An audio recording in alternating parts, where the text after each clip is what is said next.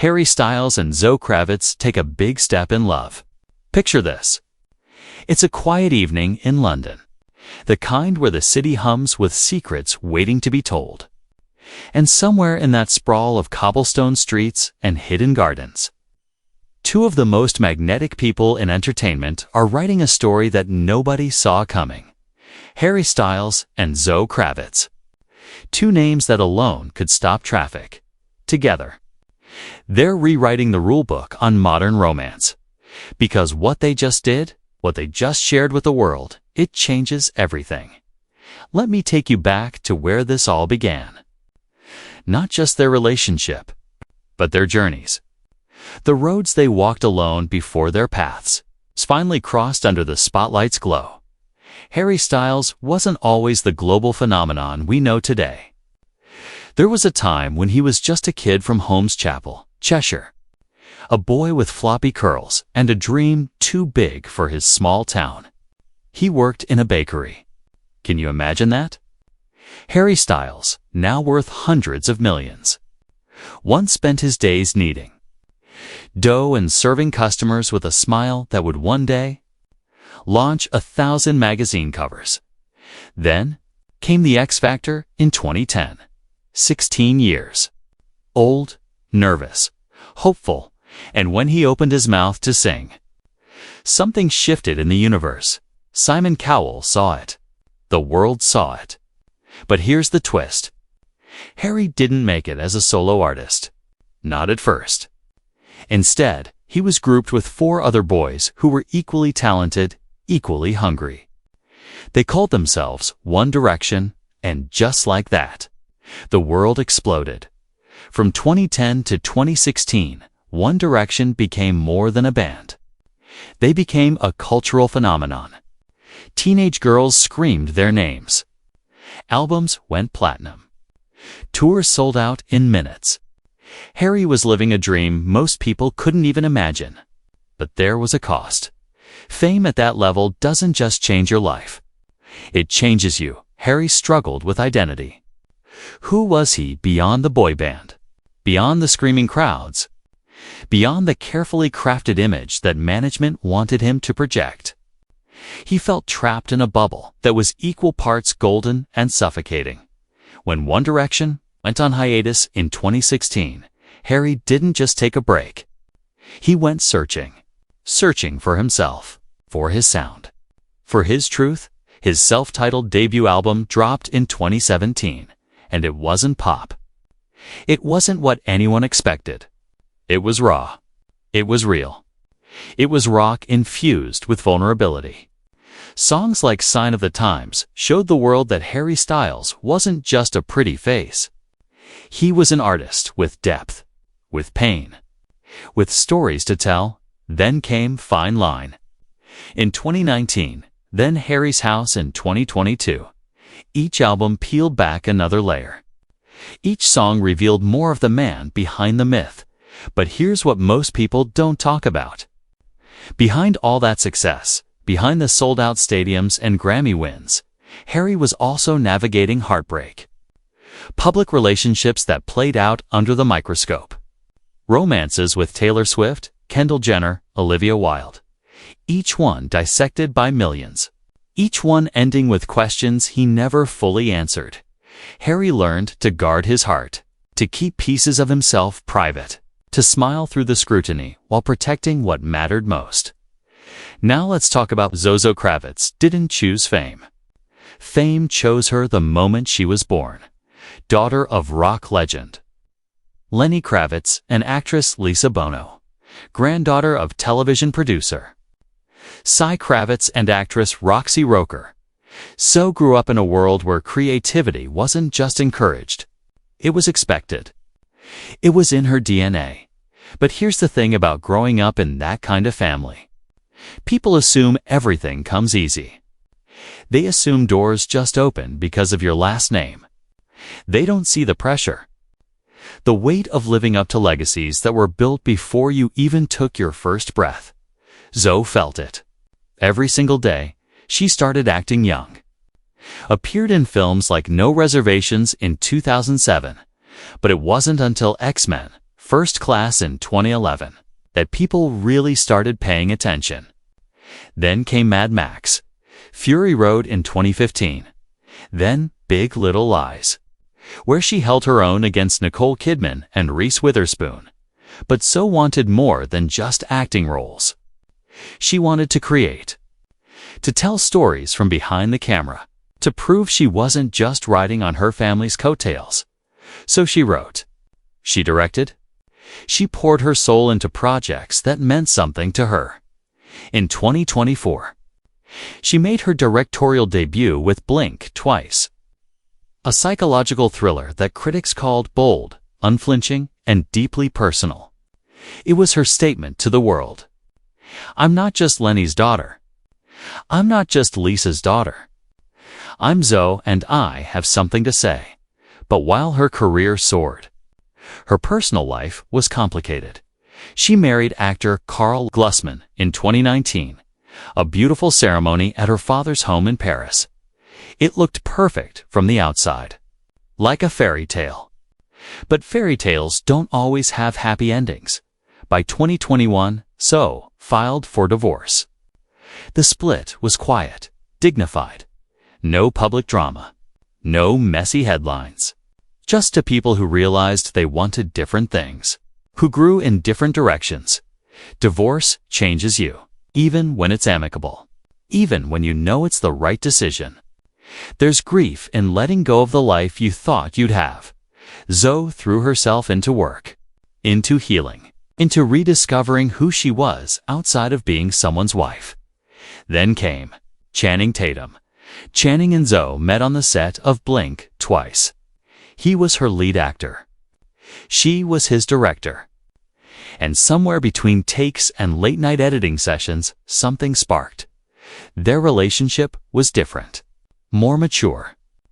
They were both coming out of previous relationships, both understanding what they wanted, what they needed. For a while, it looked like they might be endgame. They were spotted together constantly, holding hands, laughing, looking genuinely happy. But in late 2024, just months ago, whispers started circulating. Something had shifted. They were seen together less frequently. The social media posts slowed down, then stopped altogether. By early 2025, sources confirmed what everyone suspected. Channing and Zoe had called it quits. Another relationship ending quietly. Another chapter closing. And that's when Harry entered the picture. Nobody knows exactly when it started. That's the beautiful thing about it.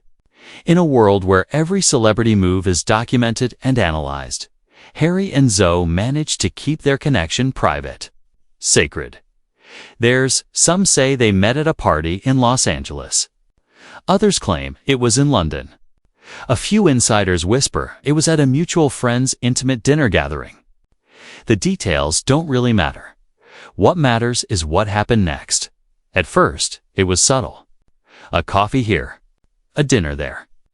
Harry and Zoe moving through the world like two people who understood the game, who knew how to keep something precious away from prying eyes. But you can't hide chemistry.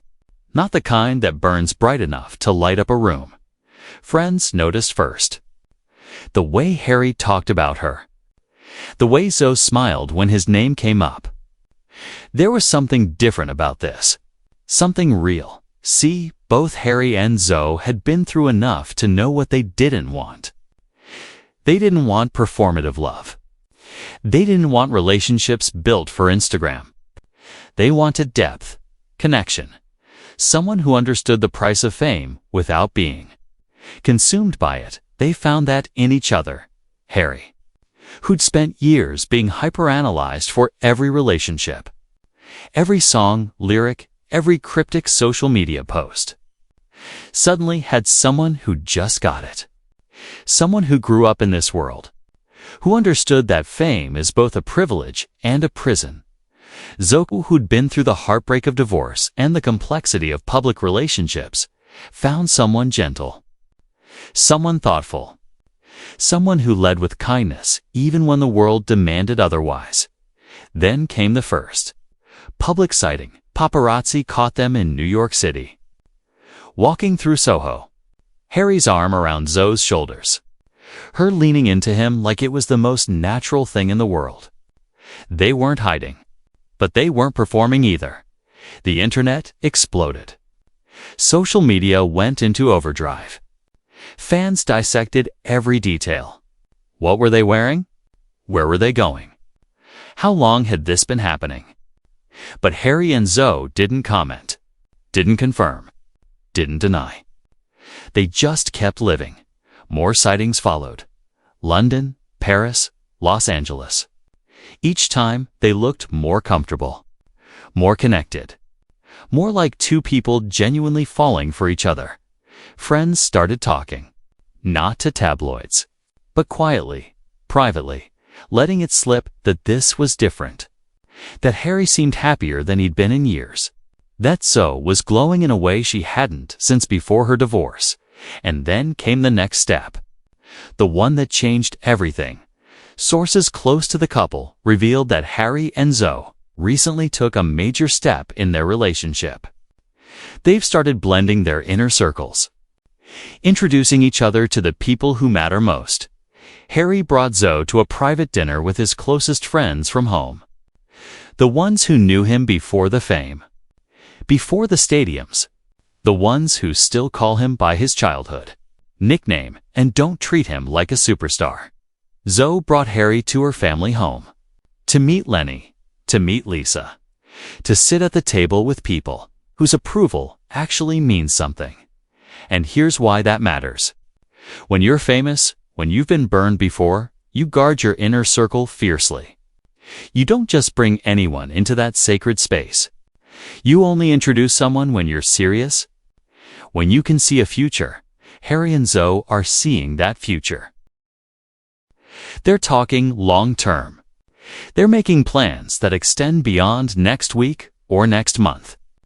They're building something with intention, with care, with the kind of maturity that only comes from having lived, loved, and learned. Friends say they've never seen Harry this grounded, this present. He's someone who's always been introspective, always in his head. But with Zoe, he's lighter, more himself, and Zoe. She's opened up in ways that surprised even those closest to her. After her divorce, she built walls. Necessary walls. Protective walls. But Harry's patience, his gentleness, his respect for her boundaries, it's allowed her to slowly let those walls come down. Imagine that. Harry Styles and Zoë Kravitz creating art together. The music genius and the visionary director. The possibilities are endless. Harry, who once sang about the fear of being seen and truly known, has found someone who sees him. All of him. The superstar and the small-town kid. The Grammy winner and the guy who still gets nervous before big shows. So, who spent years proving she was more than her famous last name, has found someone who loves her for exactly who she is. Not who he needs her to be. Not some idealized version. Just her. In all her complex, creative, beautiful humanity. And the best part? They're just getting started, whatever comes next. Whether it's red carpets or quiet Sunday mornings or creative collaborations that change the game, Harry and Zoe are writing their own story. No one else's version of what love should look like.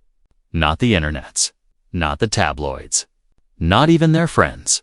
Just theirs. In a world obsessed with fast everything. Fast fashion, fast food, fast relationships. Harry Styles and Zoë Kravitz are choosing slow. Choosing intentional. Choosing real. And maybe, just maybe, that's the most romantic thing of all. So what do you think? Are Harry and Zoe the real deal? Could they be heading towards something permanent? Drop your thoughts in the comments below. And if you want more stories about the relationships that are rewriting Hollywood's rules, make sure you're subscribed to Luminoir. Hit that notification bell so you never miss the next chapter of the stories that matter. Because in this world of temporary everything, we're all just looking for something that lasts.